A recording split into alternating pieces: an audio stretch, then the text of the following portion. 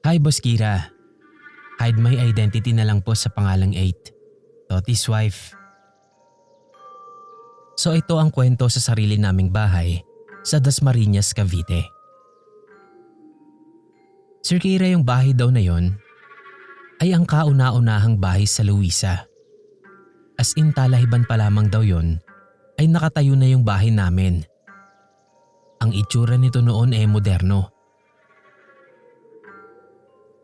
Naririnig ko sa mga kwento ng aking yumaong ama na pangalanan na lang nating Patong na dati daw ay tapunan ito ng mga bangkay. Kilala kasi ang bahay namin doon sapagkat dati itong talyer ni Tito kung saan umi-extra dati si Papa hanggang sa ibinigay na nga lang ito ni Tito kay Papa. Madaming kwento sa bahay na to at iisa-isahin ko po ito. Ito po ang unang kwento ko sa bahay sa Luisa. Sa pangatlong baitang ng hagdan namin mula sa itaas ay merong batang nakatayo doon na lalaki. Galit yung itsura niya na para bang pag hindi niya nagustuhan ng kilos mo ay basta ka na lang niyang itutulak. Hindi namin siya pinapansin sa bahay dahil hindi pa naman siya nananakit. Pero Boss Kira, hindi lang siya nag-iisa. 6 sila sa bahay namin. Kung susumahin, yung 4 sa kanila, parang isang buong pamilya. May batang babae din sa kwarto ko. At sa baba namin, may mag-asawang nakaupo lang sa sofa. Kung hindi man ay nakatayo naman sa kusina. Nakakakita kasi talaga ako, Boss Kira. Kaya't alam na alam ko kung saang parte sila ng bahay nakatambay. Habang ang mga magulang at kuya ko naman nakakaramdam lamang. May pinsan ako na pangalanan na lang nating Jean. Si Jean po ay merong ka-live-in partner at sa amin sila nakituloy pansamantala. Yung live-in partner niya ay may anak at mas matanda lamang ako dito ng 3 taon. Siya si Ces. May ugali itong si Ces, Boss Kira. Kahit noong kabataan pa lang namin, masasabi kong bastos na bata itong si Ces. Walang disiplina. Kaya siguro trip na trip siya nung magkapatid sa kwarto ko. Sa kwarto ko kasi nakikitulog si Ces. Isang umaga, nauna akong bumangon sa kanya. Maya-maya naman, pinatawag na siya ni Jean dahil oras na ng umagahan namin. So umakyat ako sa taas para tawagin siya. Pero nung nasa pangalawang baitang na ako, malapit sa pintuan ng kwarto ko, narinig ko si Ces na tumatawa, na tila ba may kalaro ito. Sinilip ko muna siya. At nagulat ako sa nakita ko kasi meron siyang ka-pillow fight. Yung batang babae na sinasabi kong kasama ko sa kwarto. Pero yung mukha ng batang babae na yun sa kwarto ko ay tila ba may pakay kay Ces. Hindi lamang laro ang gusto nito.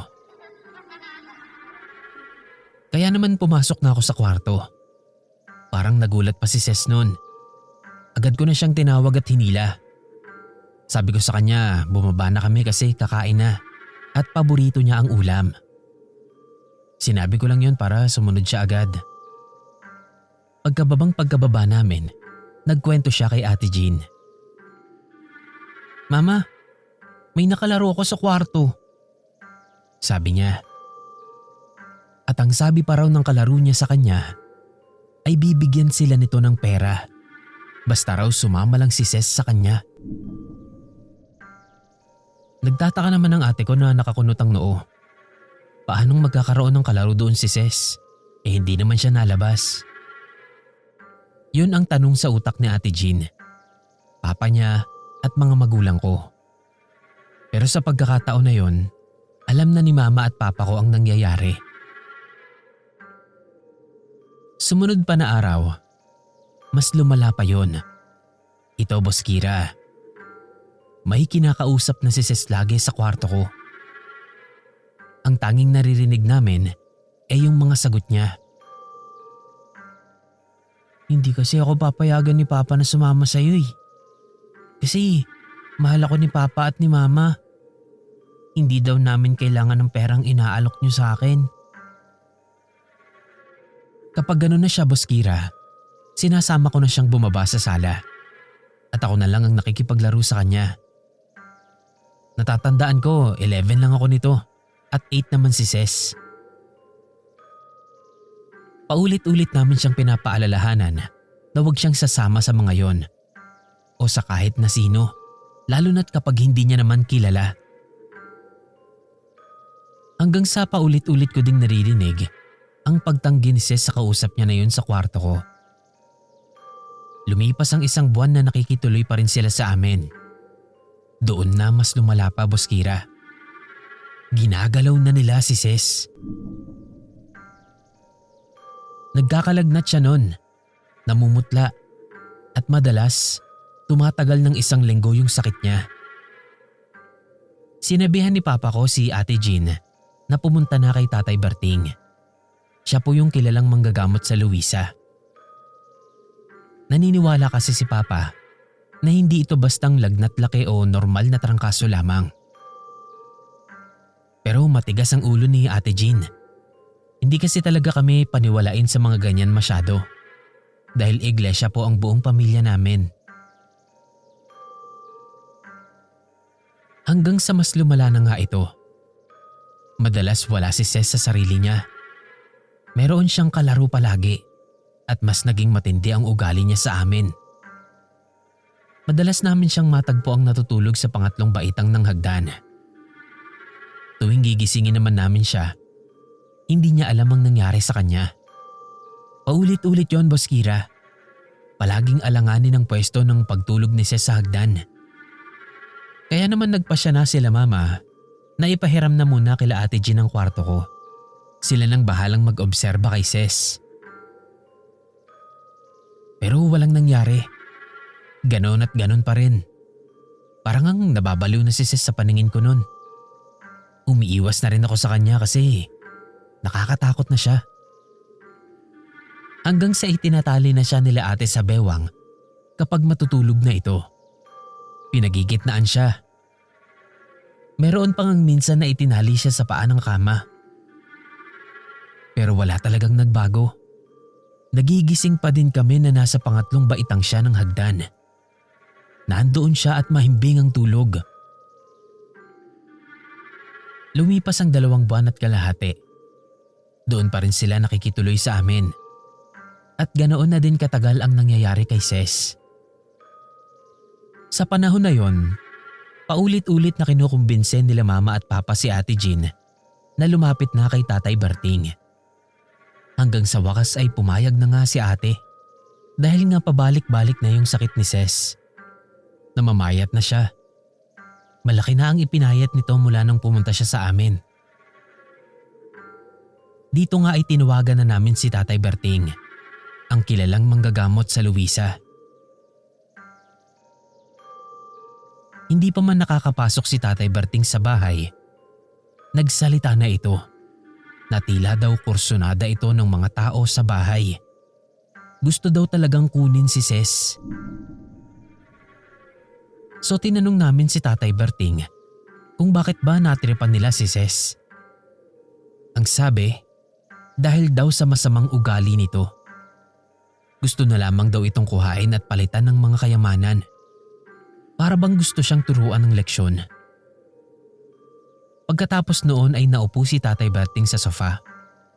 Nagsasalita na lamang mag-isa na para bang nagpapaalam sa mga taong hindi nakikita na nakatira sa bahay namin. Maya-maya pa, sinimulan na ni Tatay Berting ang mga seremonyas niya. Naglabas ito ng palanggana na maliit, nagsindi ng kandila at naglabas ng dahon. Hindi ko alam kung anong dahon yun, Boss Kira. Basta malapad ito. Tapos noon ay nagsimula na siyang magdasal sa bawat sulok ng bahay namin. Sa kalagitnaan ay nanghingi siya ng daspan. Pagkatapos ay may inilagay siya doon na dilaw na bato-bato. Pinausukan niya ang bahay namin habang may isinusulat sa papel na hindi ko maintindihan. Huminto ito sa isang sulok ng kwarto ko. Isiniksik niya ron ng papel na sinulatan niya at sa kanya nilapitan si Ces at hinilot ng langis na parabang kalawang ang kulay. Hinawakan niya si Ces sa ulo at dinasalan. Ngunit habang ginagawa niya yon, sinabihan niya si Ate Jean na lumipat na ng bahay sapagkat may posibilidad na hindi mag-adjust ang mga taong hindi nakikita sa ugaling meron ng batang si Ces. Kinabukasan lang noon, gumaling na si Ces Bosquira at doon na nagpasya sila Ate Jean na umalis na at bumukod na sila. Hanggang ngayon po na may asawa at anak na ako, wala na akong balita kila Ces. Kasi naghiwalay na ang Ate Jean ko at yung papa niya.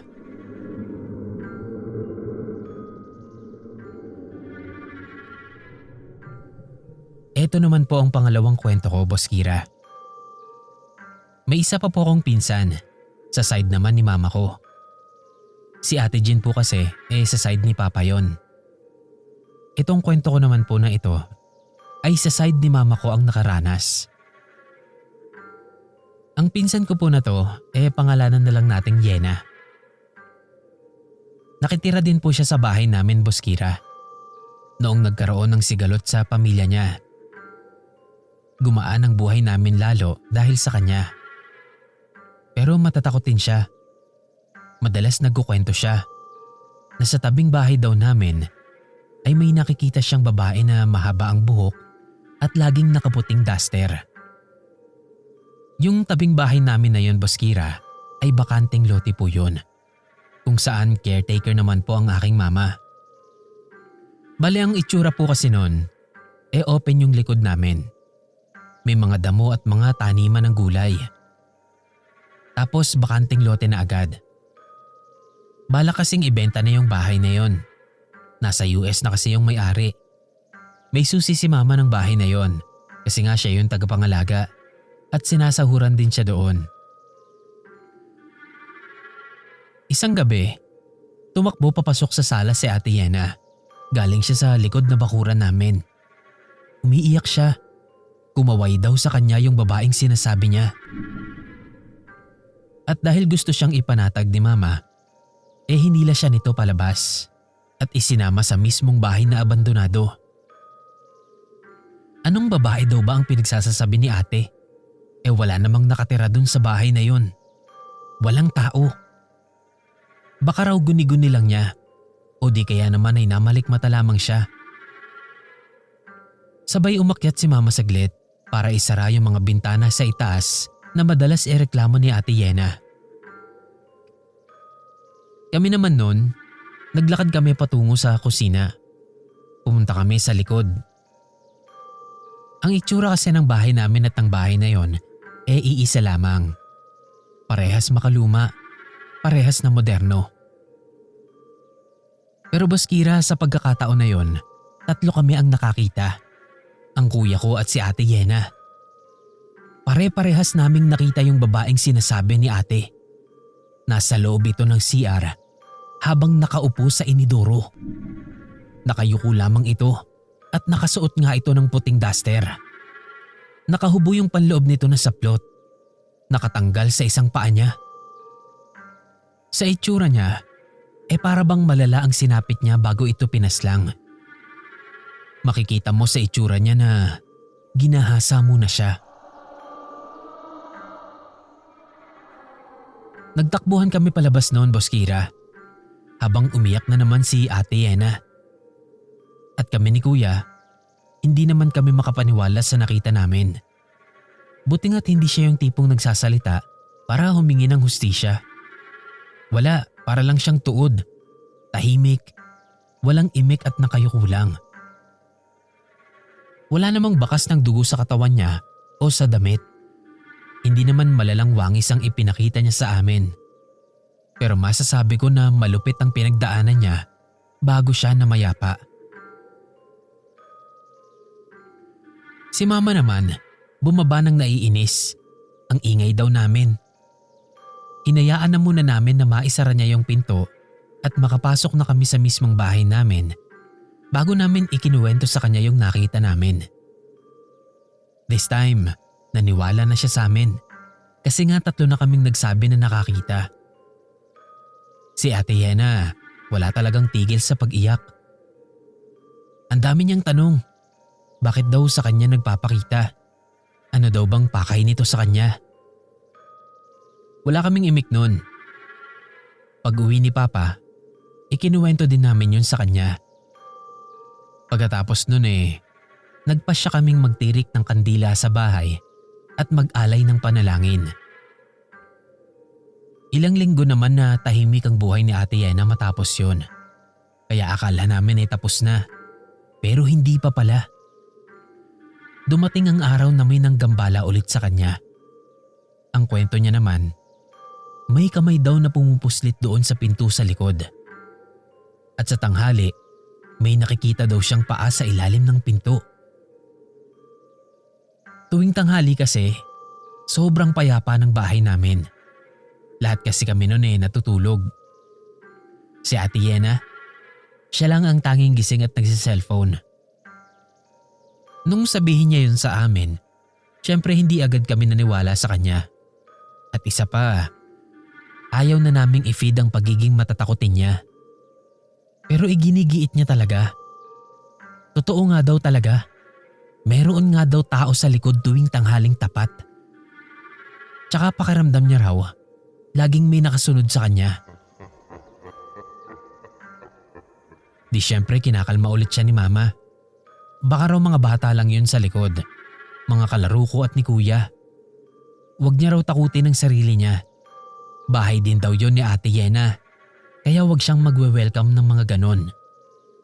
Dapat daw, siya ang masusunod at magpapaalis sa kanila. Natahimik na lang noon si Ate. Araw ng Sabado, at tuwing Sabado, labaday namin. Nagpresenta si Ate Yena na siya na ang maglalaba, kaya nagkanya-kanya na kami ng gawain. Si Mama gumawa ng ice candy na paninda. Kami naman ni Kuya, naglinis ng bahay at naghugas ng pinggan.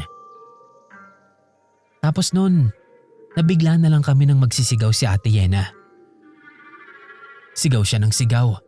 Tinatawag niya si Mama. Sabi niya, meron daw pugot. Tumakbo siya papasok ng sala mula sa likod. Tita! Tita Mitch! Tita Mitch, may pugot na ulo sa likod! Sabi ni Ate. Nakita niya raw na nakatagilid pa yung ulo. Nakita rin daw niya yung ibang parte ng katawan nito, kagaya ng kamay at paa. Umiiyak siya noon habang sinasabi niya yon. Ay, ewan ko sa'yo, Yena. Punyeta ka naman Sagot ni Mama na pabiro. At para makampante din si Ate. Pumunta rin si Mama sa likod. Wala naman daw kahit ano ron. At tirik na tirik nga ang araw nung oras na yon. Kaya magtataka ka. So ang nangyari na lang, si Mama na ang tumapos ng labahin. At si Ate Yena, siya na yung nagbalot ng ice candy na paninda. Kinagabihan, nagpaalam na nun si Ate Yena na aalis na siya sa bahay. Kasi sobrang natatakot na siya. Kasi nga pangatlong beses na itong pinagpakitaan. Yung babae sa kabilang bahay, yung mga kamay at paang napuslit sa likod, at yung katawang gutay-gutay. Pero gaya nga ng sinabi ko kanina, Boss Kira, gumaan ang buhay namin noong dumating si Ate Yena. May nakakatulong sa mga income si Mama. At syempre, masaya kami ni Kuya AJ dahil may ate kami na naituturing. Kaya naman todo pigil nun si Mama sa kanya. Ano ka ba, Yena? Huwag kang magpapadala sa takot mo. Ano bang sinabi ko sa'yo? Kung may aalis man dito sa bahay na to, dapat sila yun, hindi ikaw. Bahay mo to. Sila. Nakikitira lang sila. Kumalma ka nga. Magpahinga ka muna dyan. Bukas na bukas ipapatawag ko si Mang Berting. Papausukan natin tong bahay at papadasalan. Papabigyan din kita ng proteksyon mo. At kagaya po ng pangako ni Mama kay Ate Yena, pinatawag niya nga po kay kuya ko si Tatay Berting. Oo, Boss Kira. Suki si Tatay Berting ng bahay namin. Sa lakas ng enerhiya nito sa nakaraan. At ganoon na nga ang nangyari. Nag-orasyon ulit si Tatay Berting. Nagpausok ulit gamit yung bato na dilaw. Tapos naglatin ulit siya. Meron siyang ibinigay na hugis sili kay Ate Yena. Pero kulay asul yun na may berde. Hindi niyo po natatanong, Boss Kira. Kabaliktaran ng aking ina ang aking ama. Si Papa, sagradong iglesia ni Kristo. Habang ang mama ko naman, sagradong Katoliko. Para silang yung kanta ni The One, yung hindi tayo pwede. But still tinuloy pa rin nila. Kaya heto ko ngayon, nagkukwento. Dahil joke lang po. Balik tayo sa kwento. Matapos yung pag-oorasyon ni Mang Berting, ay naging panatag naman na si Ate Yena. Dahil Katoliko din siya, pinaniniwalaan din niya ang mga proteksyon. May kasama pang sulsul ni Mama dahil nagpapanata siya tuwing mahal na araw. May hawak din kasi ang mama ko, Boss Kira. Alam mo na. Pero walang talabang proteksyon na ibinigay kay Ate Yana. Lumipas ang isang buwan. May nagparamdam na naman sa kanya. Yun na yung mga tao mismo sa bahay namin. Yung 6 na naikwento ko sa unang bahagi nito. Sabi ni Ate Yana, pakiramdam daw niya ay palaging may nakasunod sa kanya. Nakikita niya rin ang magkapatid sa kwarto ko. At ang pinaka nagpapasya talaga sa kanya na umalis na sa bahay ay yung babaeng umiiyak sa CR namin at humihingi ng hustisya. Gabi-gabi raw yun, sabi ni ate. Tuwing maliligo siya or maglalabas ng sama ng loob. May bumubulong raw sa kanya. Sabay iiyak. Kaya this time, hindi na siya napigilan ni Mama. Umalis na talaga si ate. Kasi sabi niya, mauubusan na raw siya ng bait sa bahay namin. After magpaalam ni Ate Yena, may huling padama pa ang mga tao sa bahay. Binigyan pa siya nito ng sakit. Akala siguro nila, hindi na aalis si Ate Yena kapag binigyan nila ng lagnat. Pero natuloy sa pag-alis si ate. At nung makaalis siya sa bahay, naging payapa na siya. At sa ngayon, Boss Kira, nasa ibang bansa na si ate. Meron na siyang 2 anak.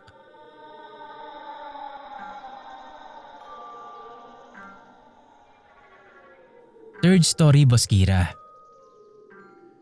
Kung mapapansin nyo, ang daming welcoming sa bahay namin sa bawat tao. Well, yes. Kasi talagang friendly ang parents ko. Kasi nga 2 lang kaming magkapatid. Kaya parang kulang pa ang saya sa bahay namin. Mas pinipili nila Mama at Papa na magkaroon ng bisita o mga makikitira kung may mga ngailangan. Lalo na't close naman nila ito. Kaya marami rin ang taong na-involve sa kwento sa bahay namin. Iba't ibang karanasan bawat tao. Isa pong jeepney driver ang papa ko na si Patong. At si Mama naman, housewife na may mga income. Sa bawat kwento nito, ay maibabahagi ko din po ang talang buhay ko. So balik tayo sa kwento. Ang katiwala ng operator ni Papa ay ang kapatid nito na si Kuya Sam. Bantay din ito sa Tapsilugan, kung saan kami-kami rin ang mga tauhan. Sir Kira, si Kuya Sam, after ng duty niya, uuwian sa bahay namin para makikain, makitulog at makipag-inuman kila Mama at Papa ko. Sobrang close namin ang operator ni Papa dahil nga magaling makisama ang magulang ko. Nasanay si Kuya Sam na matulog sa kwarto ko dahil doon talaga pinapatulog yung mga bumibisita sa amin. 3 lang naman ang kwarto sa bahay. Kwarto nila Mama, tapos sa amin ni Kuya. Pag may bisita sa bahay, mas lamang na ako ang nagpapaubaya. Kasi nga bunso ako at mas gusto ko na katabi lagi ang mga magulang ko. Si Kuya Sam, madalas nangang matulog doon sa kwarto ko. Pero isang araw, bumaba ito sa sala na maganda ang gising at nag-iinat-inat pa. Ang salubong niya sa amin ay ganito. Kuya Tong, ayos yung baul sa kwarto ni Eta. Yung kulay ginto, tapos may mga alahas pa. Ginto din ba yon? Mayaman pala kayo eh. E di nagtinginan nun sila mama at papa. Anong baul? Ikaw talaga, magtutulog ka nga. Kung ano-ano tuloy yun nakikita mo eh. Magpahinga ka din kasi. Sagot ni papa sa kanya. Totoo nga kuya. Meron nga kayong baul dun sa taas. Pilit pa ni Kuya Sam. Anong baul? Wala kaming baul ng kayamanan. Wala kaming tinatago dyan. Para ka namang siraulo. Sagot naman ni mama sa kanya. Ay nako Ate Mitch, meron nga. Hinigaan ko pa nga eh. Kulay ginto, tapos makinang pa pagbukas ko. Parang mga abubot na alahas. Tara, akyat tayo. Papakita ko sa inyo yung nakita ko. Sabi pa ni Kuya Sam. At agad naman silang umakyat nun. Pag-akyat nila, wala namang baul. Tanging kama ko lang ang nandoon. Malinis at maaliwalas ang buong kwarto. La, sana yun? Nandito lang yun eh. Nakapantay pa nga sa kama ni 8 kagabi. Nagulat nga ako nun kasi biglang nagkaroon ng baul dyan. Tsaka bago pa lang ako matulog kagabi, andyan na yun. Pero antok na kasi ako. Kaya kaninang umaga ko lang nasilip. Nito lang bago ako bumaba. Kamot ulong sabi ni Kuya Sam. Wala nga kasi kaming baul dyan. Kulit naman ito. Sabi ni mama sa kanya. Pero ipinipilit pa rin talaga ni Kuya Sam na meron nga talaga siyang nakita nung gabi. At sinilip niya nga nung umaga bago siya bumaba sa sala. Tumingin si mama kay papa na para bang alam na nila kung ano ang nangyayari. Sabi naman ni papa sa kanya, hayaan na lang daw yon. Tapos inaya nang bumaba at kumain. Sabay na raw silang pumunta sa garahe. Kasi nga babiyahe pa si papa nun. Kakamot-kamot pa ang ulo ni Kuya Sam nun na nagpupumilit na meron daw talaga siyang nakitang baul. At hindi raw talaga siya namamalik mata. Hindi din namin alam Sir Kira kung namimili lang ba sila ng tao o talagang bawat tao na makikipamilya sa amin ay ina-aware nilang kasama din sila sa pamilya na kailangan din silang pakisamahan sa bahay. Ang pangalawang karanasan ni Kuya Sam noong isang gabi na nagiinom sila nila papa sa sala.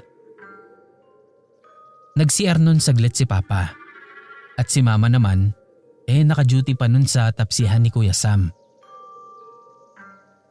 8 PM pa lang nasa taas na kami ni Kuya. Masyado kasi kaming disiplinado ni Patong. Mga bandang 10 PM, expected na ni Papa na tulog na kami ni Kuya. Nagiinuman at nagkakantahan sila sa baba nun. Nagpaalam daw itong si Papa kay Kuya Sam na magsi-CR lang saglit. So nag-cellphone na lang muna nun si Kuya Sam. Nung bigla daw may tumakbong babae sa itaas mula sa kwarto ko. Pumunta raw yun sa kwarto nila Papa. Kaparehas ko daw itong nakapadyama na Hello Kitty. So dali-dali naman daw na tumakbo si Kuya Sam paakyat. Natakot daw siya na baka mahulog ako sa hagdan. Napasubsob pa siya nun sa may pangatlong baitang ng hagdan pataas. Paglabas ni Papa ng CR, nakita niya nga si Kuya Sam. Agad niya itong sinundan. Tinanong agad ni Papa kung ano yon. Bakit daw may kumalabog? Ay nakita ko kasi si 8 kuya. Kumaripas ng takbo papasok sa kwarto niyo ni Ate Mitch. Kinabahan ako baka mahulog sa hagdan. Napatakbo din tuloy ako. Sabi ni Kuya Sam. Sinilip kami nun ni Papa sa mga kwarto namin. Pero tulog na talaga kami ni Kuya. Mahimbing na ang tulog namin. Pero sinabi ni Kuya Sam na parehas daw ng suot kong pantulog yung nakita niyang batang babae na tumakbo sa hagdan. Tila ba naglalaro pa raw ito ng mga oras na yon. So ang ginawa ni Papa, binuhat niya kami ni Kuya sa sala. Doon na kami pinatulog habang hinihintay namin si Mama. Tulala na nun si Kuya Sam. Daig pa raw nito yung may tama sa ipinagbabawal na gamot kaysa sa alak. Hindi siya makapaniwala sa nangyayari sa bahay namin. Hoy Sam, okay ka lang ba? Tanong ni Papa sa kanya. Ito, ano yun? Sinong bata yun? Tanong ni Kuya Sam. Nga pala, si Kuya Sam po ay nasa 20s pa lang noon. Kaya curious talaga siya sa mga bagay-bagay. Doon na nagkwento si Papa sa kanya, patungkol nga sa munti naming tahanan. Walang kibo noon si Kuya Sam, na parabang nag-freeze siya ng 5 minutes. Nagtatanong-tanong na rin siya noon kung hindi lang ba siya ang nakakaramdam ng ganon. At tinapat naman siya ni Papa na hindi lang siya ang kauna-unahang pinagparamdaman o pinagpakitaan ng mga ito. Dahil may 3 tao na nga na nakasaksi, si Ate Jean, Ate Yena, at siya nga, si Kuya Sam. Muling ipinatawag nila Mama si Tatay Berting. Parang binigyan namin ng pahintulot na kilalanin ni Tatay Berting yung bahay namin. At ang tanging nakita lang daw ni Tatay Berting ay ang nakaraan. Hindi ko alam Sir Kira, pero hindi kasi ako paniwalain sa mga ganyan. Pero ikukwento ko pa rin. Isang buong pamilya daw yon at pinatay daw sila ng mga Hapones. May mga pinangangalagaan daw ang mga ito sa bahay namin. At yun nga ang baul. Yung baul na nakalagay sa kwarto ko. At yung baul na yon, siya din yung baul na nakita ni Kuya Sam. Baul daw yon na mukhang kabaong ng tao. Natahimik ang pamilya namin noon Sir Kira. Pero ayon naman daw kay Tatay Berting, hindi naman daw sila nananakit. Talagang nagpapakita o nagpaparamdam nga lang daw ang mga ito. Para daw ma-aware ang mga bisita na nandoon sila. Protektado daw kami, sabi ni Tatay Berting. Walang magtatangka na magnanakaw o manakit sa amin. Kumbaga bantay namin sila sa bahay. At si Kuya Sam, after niyang marinig ang mga yon, tinantanan niya na ang pagpunta sa bahay namin. Kaya ayon, medyo lumungkot. Noong una, in denial pa si Kuya Sam. Kesyo busy daw sa tapsihan at sa car wash na negosyo nila. Pero ang totoo, umiiwas na siya dahil nga sa takot. Pero kalaunan, inamin din naman niya kila Papa at Mama. At sino ba naman kami para pangunahan siya, di ba? Kung natatakot talaga siya . Kaya ayun po, back to normal na ang lahat, Sir Kira.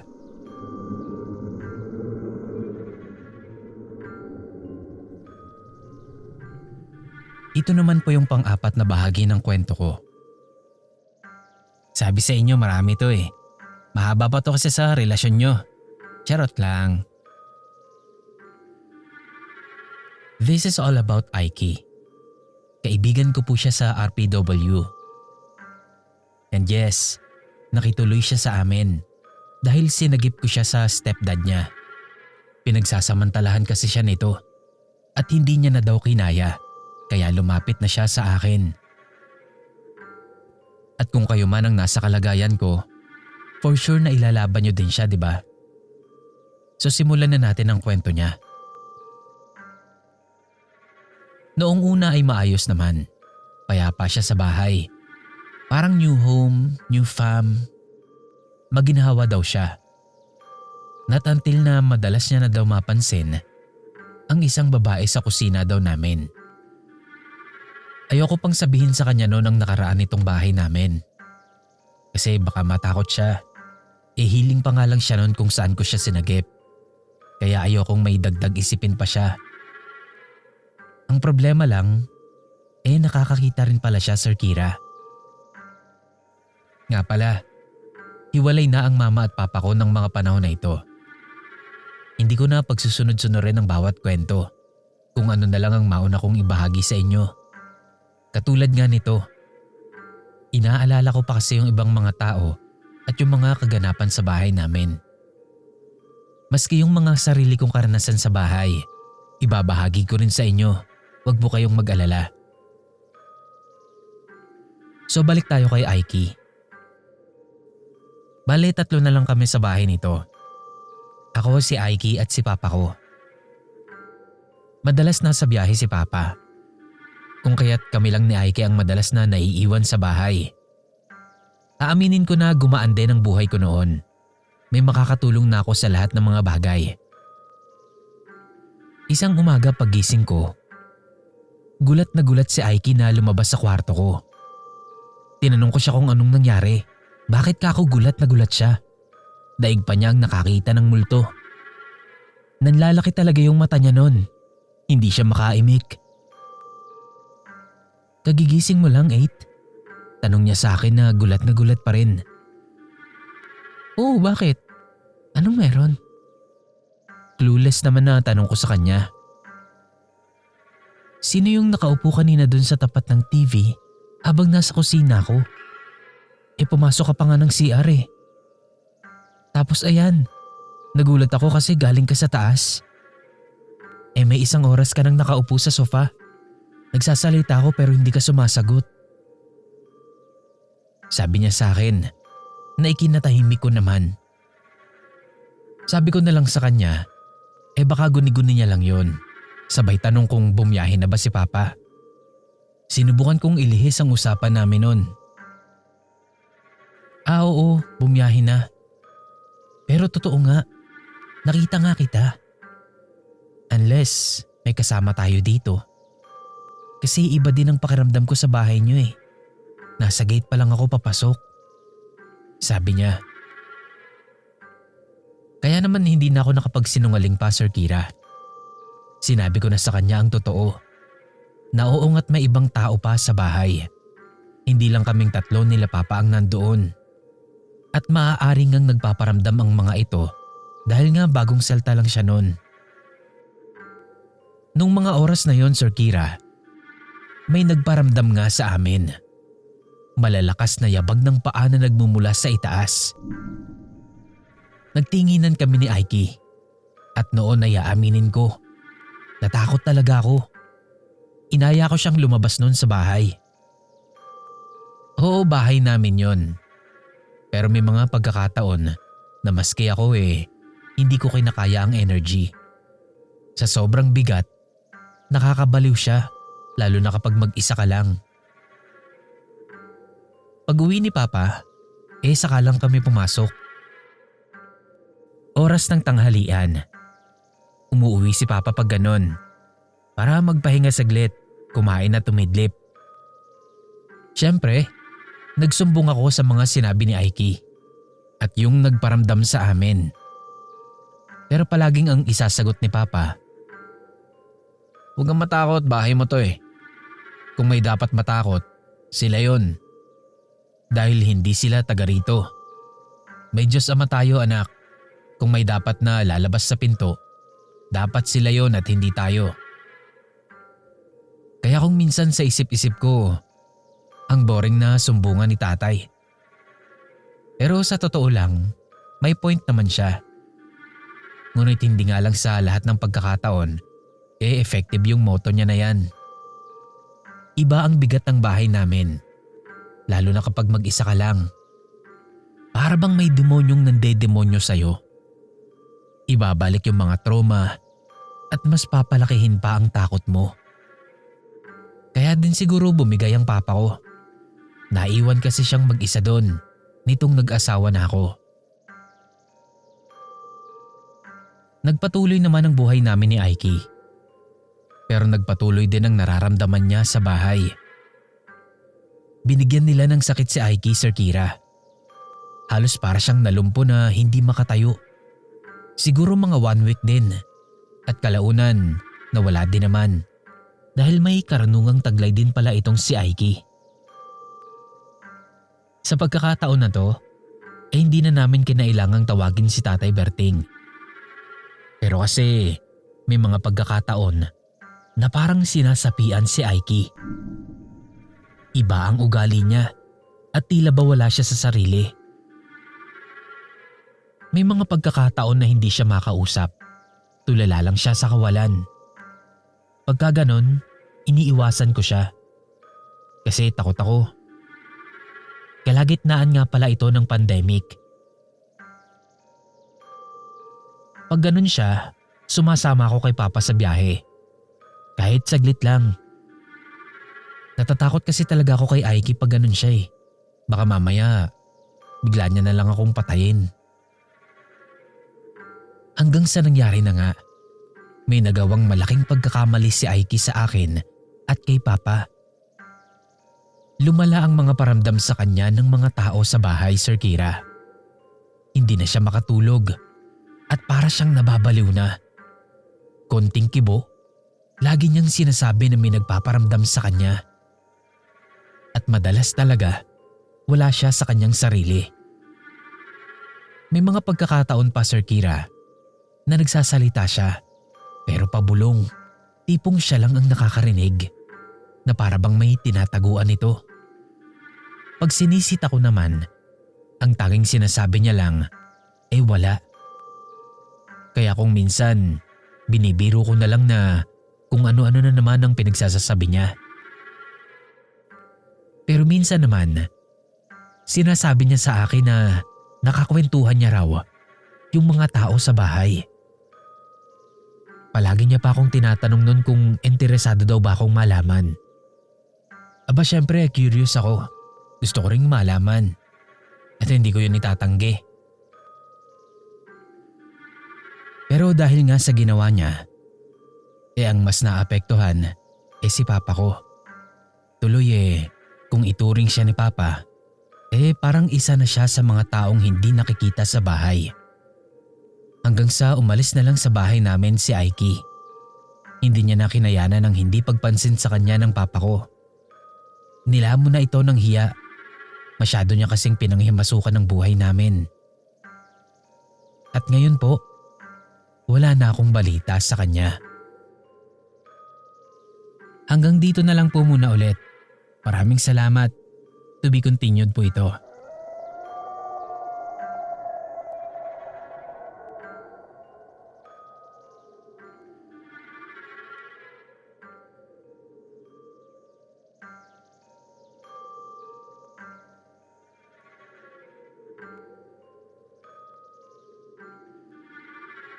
Magandang gabi sa iyo, Boss Kira. Pati sa mga listeners. Ako po si Art. Listener po bago pa mag-pandemic. Gusto ko lang din sanang magbahagi ng karanasan kong nakakatakot.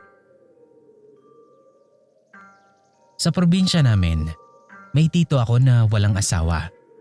Kapatid siya ng tatay ko. Sa kanya napunta yung bahay na yon ng kanilang magulang kahit siya pa ang panganay. Kasi walang gustong tumira sa probinsya sa mga kapatid niya. At isa na raw ng tatay ko. Taong 2010, pinapunta ako ng tatay ko doon para doon muna tumira at ipagpatuloy ang pag-aaral ko. May nagawa kasi akong kapalpakan sa dati kong school. Napabarkada ako at puro gala na lang ang inatupag. Tuloy, bagsak ang grades ko. Nung nandun ako sa probinsya kasama ang aking Tito Mel, may nangyaring nakakapangilabot. Unang araw ko pa lang doon, sinabihan na agad ako ni Tito na wag daw muna akong magpapaabot ng dilim sa labas. Tinanong ko naman kung bakit. Ang sagot niya lang, delikado.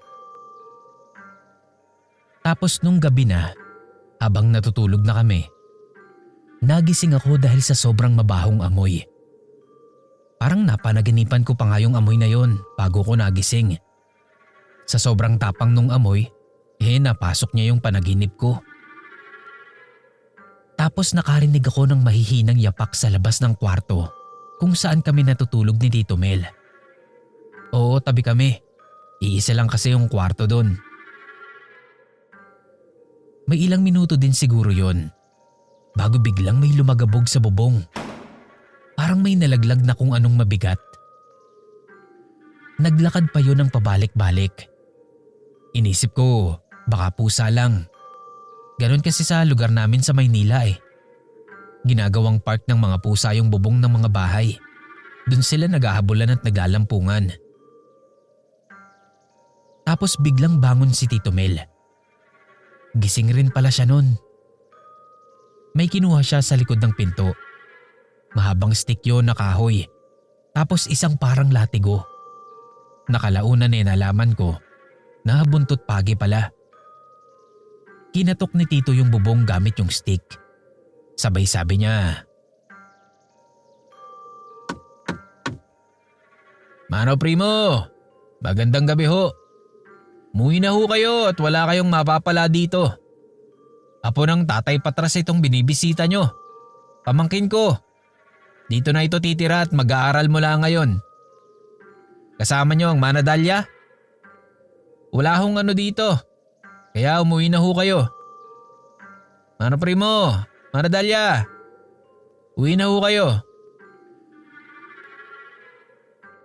Pagkatapos sabihin yun ni Tito Mel, bigla niyang hinagupit ng buntot pagi yung dingding ng kwarto. Tapos nun, nag-abang at nakiramdam lang muna kami. Nung tila gumaan na ang bubong at ang hangin, lumabas kami ng kwarto. Bahagyang binuksan ni Tito yung bintana sa sala. Sumilip kami sa labas. Nakita namin doon ang dalawang matandang naglalakad sa may kabilang side ng kalsada. Lumilingon-lingon pa yung matandang babae sa bahay ni Tito. Ang sabi ni Tito, yun daw si Lolo Primo at Lola Dalia. Mga kababata daw yun ng lolo ko at mga kilalang aswang sa kabilang baryo.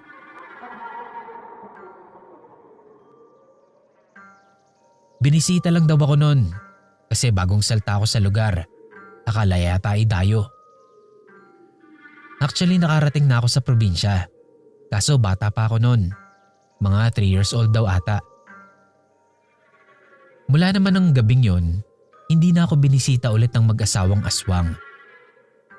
Pero paminsan-minsan, nakakarinig ako ng mga yapak at mga kalabog. Naaamoy ko rin paminsan yung masangsang na amoy na naamoy ko nung unang gabi ko doon. Pero sabi naman ni Tito Mel, nakikidaan lang daw yun. Marami pa akong karanasang kakaiba at nakakatakot dito sa probinsya namin. Magsishare po ulit ako kapag nai-air na to. Salamat po sa pagbasa.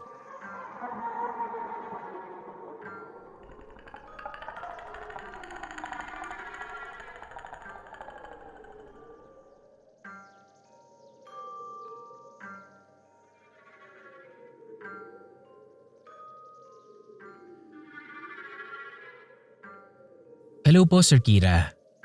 I'm not an avid fan. Pero yung ate ko po. Lagi kong nakikita ang ate ko na nakikinig sa mga stories ninyo. Kaya naman na-encourage din ako na makinig na rin. Kada kumakain at nagluluto, nakikinig kaming dalawa. Habang isinusulat ko nga tong story ko, nakikinig ako sa mga kwento mo.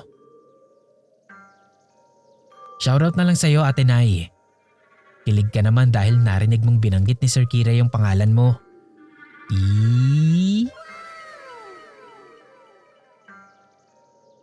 Siguro dahil sa pakikinig ko sa mga stories na binabasa mo, na-encourage din ako magpadala ng sulat sa'yo.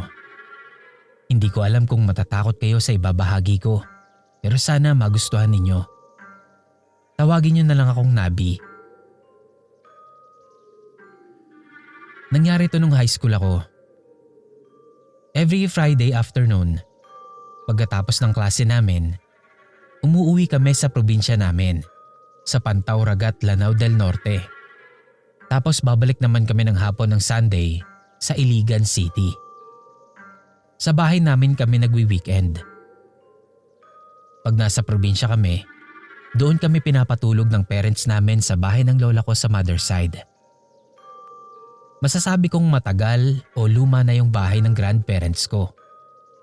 Marami akong memories sa bahay na yon.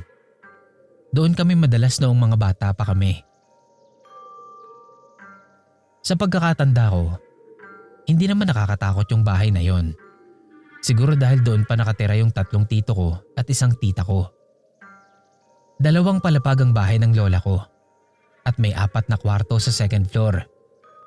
Pero simula noong wala nang nakatira doon, dahil bumukod na ng bahay yung mga tito at tita ko at nasa abroad na yung 2 tita ko, wala nang ibang naiwan doon sa bahay na yon kundi si lola at lolo ko.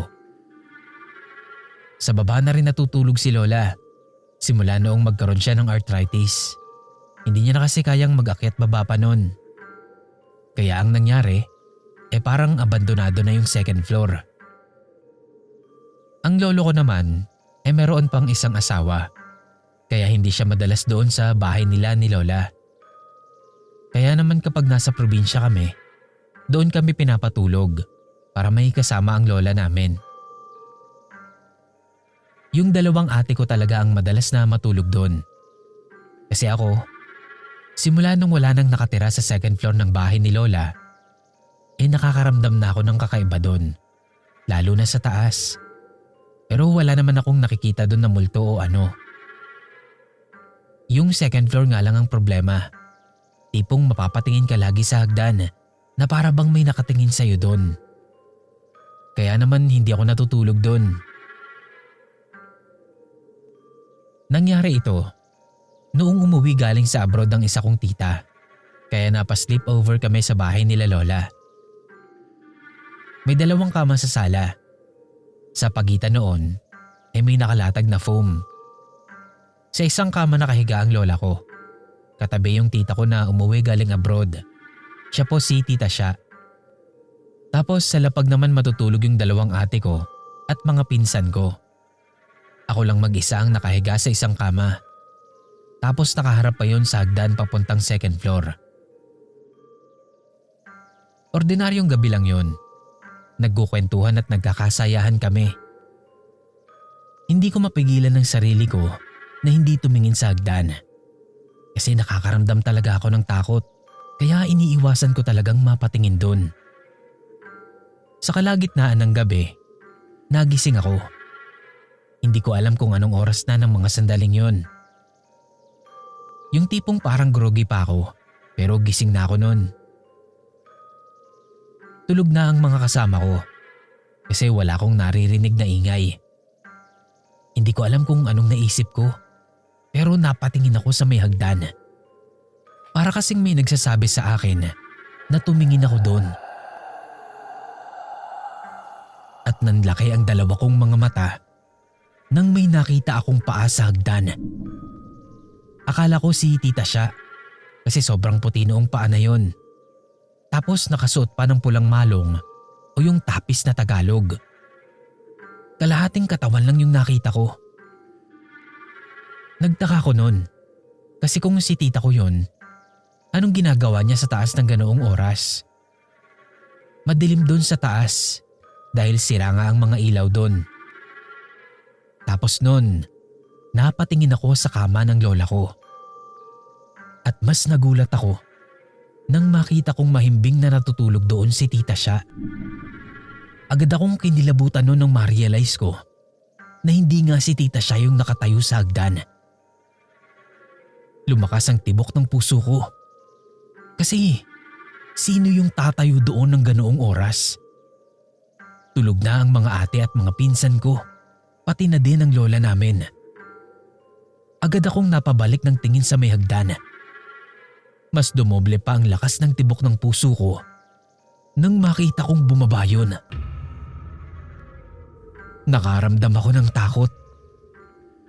Lalo na nang mapansin ko na hindi nakasayad sa hagdan yung mga paa ng babaeng bumababa na para bang nakalutang lang habang bumababa sa hagdan.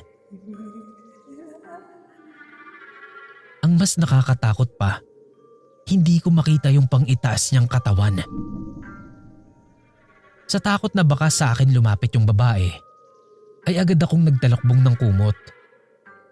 Halos mabingi ako nun sa lakas ng tibok ng puso ko at pinagpapawisan na rin ako nun ng matindi kahit hindi naman mainit.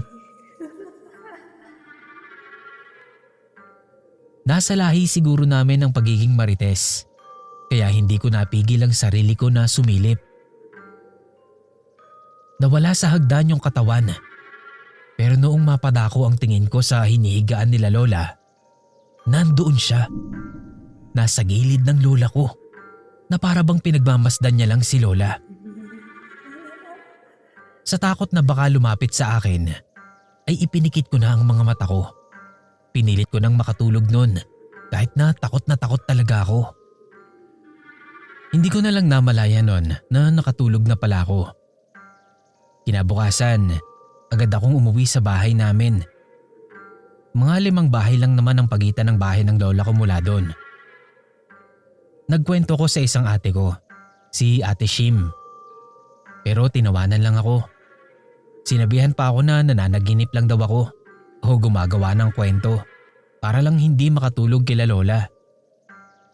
Pero ako, alam kong hindi ako nananaginip nang makita ko yun. Totoo yung babaeng nakita ko sa may hagdan. Kaya ako nasabi na babae, dahil pang babae yung paa niya. Tapos sobrang puti pa na parang kumikinang. Simula noon, hindi na ako mapilit-pilit ng mga ate at mama ko na doon mag-sleep over kina lola. Dahil baka makita ko ulit yun. Alam ko na may something talaga sa bahay ni na lola simula nga noon. Sa paniniwala namin kasi, kapag ang bahay ay walang tao ng matagal, ay tinitirhan ng mga syaitan o masasamang espiritu. Nung nag-college na ako, isang araw ay nagkwento sa akin si Ate Shim. Sabi niya, nakita niya na rin daw yung babae sa hagdan nila lola na ikinuwento ko sa kanya dati. Kinilabutan ako nun kasi dati hindi siya naniniwala, pero nakita na nga rin daw niya yung babae. Nakapulang malong. Hindi makita ang itaas na katawan dahil balot ito ng dilim. At pinagmamasdan pa rin daw nito si lola habang natutulog. Noon pa lang siya naniwala sa akin. Pero hindi pa doon natapos. Dahil pati pinsan ko ay nagkukwento na rin na nakita niya yung babae na yon. 3 na kaming nakakita sa kanya. Kalaunan, nagpatayo ng bagong bahay sila Tita Sha. Doon lang din sa tabi ng lumang bahay ni lola. Doon na rin tumira ang lola namin. Last year, giniba na yung lumang bahay ni lola. Dahil doon magpapatayo ng bahay si mamang, tita ko. May mga gamit doon na itinapon na. 2 cabinet ang hindi itinapon. At yung isa, sa kwarto ni lola ay nilagay.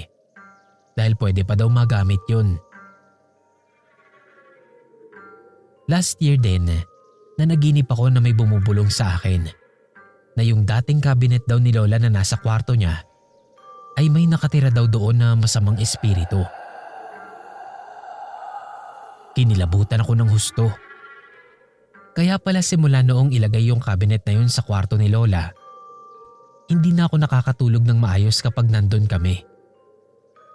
Yung tipong parang may nakatingin sa'yo at magigising ka na lang ng madaling araw dahil doon. Simula noon, parang ayaw ko na ulit matulog sa bahay nila Tita Sha, especially dun sa kwarto ni lola. Doon kasi kami madalas matulog kapag gusto naming umuwi sa probinsya. Anyway, yung lola ko hindi na siya nakakalakad ng maayos. Kailangan niya nang gumamit ng tungkod o may mag-aalalay sa kanya para lang makatayo at makalakad. Nagpagamot din si lola sa isang albularyo. At yung albularyo, nabanggit niya yung tungkol sa babaeng nakamalong na pula. At nasabi niya din sa mga tita at mama ko kung sino raw yung babae na yon. At kung bakit nagpapakita sa bahay ni lola. Hindi na ako nagtanong noon, Sir Kira. Kasi parang hindi naman sasabihin sa akin ni mama ang lahat ng pangyayari. Hanggang doon na lang, Sir Kira. Salamat po.